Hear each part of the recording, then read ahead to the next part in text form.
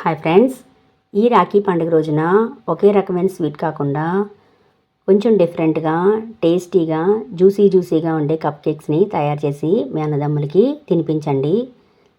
ఇది ఎలా తయారు చేయాలో ఇప్పుడు చూద్దాం. కప్పు కరాచిన ఒక కప్పు పంచదార తీసుకుని ఒక మిక్సీ జార్లోకి వేసేసుకోండి. తర్వాత నేను 3 యాలకుల్ని దీంట్లోకి వేస్తాను. యాలకుల ఫ్లేవరు చాలా బాగుంటుంది, తప్పకుండా వేసుకోండి. మీ దగ్గర వెనీలా ఎసెన్స్ ఉంటే అదైనా యూజ్ చేసుకోండి.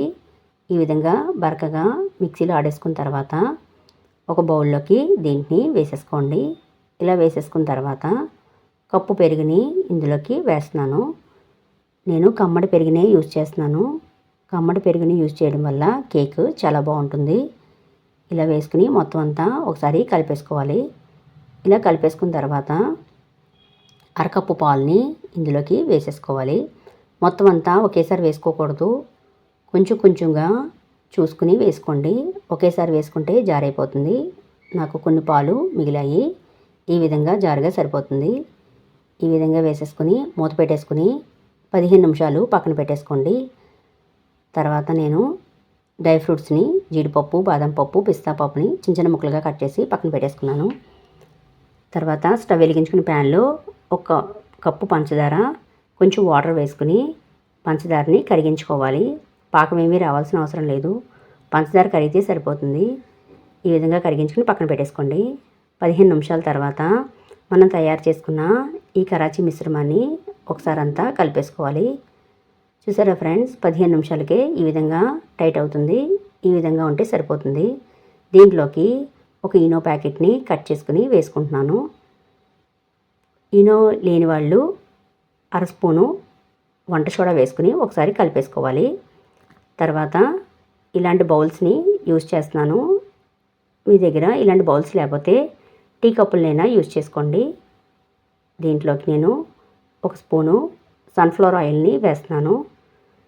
ఫ్రెండ్స్, గుర్తుపెట్టుకోండి, వాసన లేని ఆయిల్నే యూజ్ చేసుకోండి.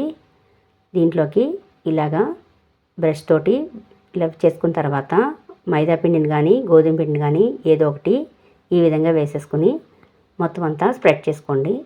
ఇలా కాకుండా మీ దగ్గర బటర్ పేపర్ ఉంటే అదైనా యూజ్ చేసుకోండి. తర్వాత మనం తయారు చేసుకున్న కరాచీ మిశ్రమాన్ని ఇందులో వేసేసుకుని ఒకసారి ట్యాప్ చేసుకోవాలి. తర్వాత 10 నిమిషాలు ప్రీ హీట్ చేసుకున్న కుక్కర్లోకి ఒక ప్లేట్ని బోర్లించుకుని మనం తయారు చేసుకున్న ఈ బౌల్స్ని ఈ విధంగా పెట్టేసుకోవాలి. నేను చిన్న చిన్న టీ కప్పుల్లో కూడా వేసి పెట్టాను. దీనిపైన మూత పెట్టుకుని 30 నిమిషాలు బేక్ చేసుకోవాలి. 30 నిమిషాల తర్వాత మూత తీసి కేక్ తోటి టెస్ట్ చేస్తున్నాను. చాక్కి ఏమీ అంటుకోలేదు కదా. ఈ విధంగా అంటుకోకుండా ఉంటే పర్ఫెక్ట్గా బేక్ అయిపోయింది. దీన్ని 5 నిమిషాలు చల్లారబెట్టుకుని చాక్ తోటి ఎడ్జెస్ని ఈ విధంగా తీస్తే చాలా ఈజీగా కేక్ వచ్చేస్తుంది. చూసారా, చాలా ఫ్లఫీగా చాలా ఈజీగా వచ్చేసింది కదా.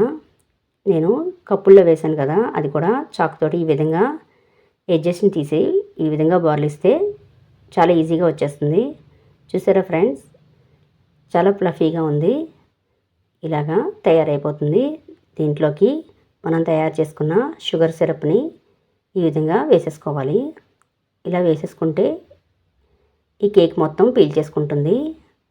ఇలా వేసేసుకుని దీనిపైన డ్రై ఫ్రూట్స్ని గార్నిష్గా వేసేసుకోవడమే.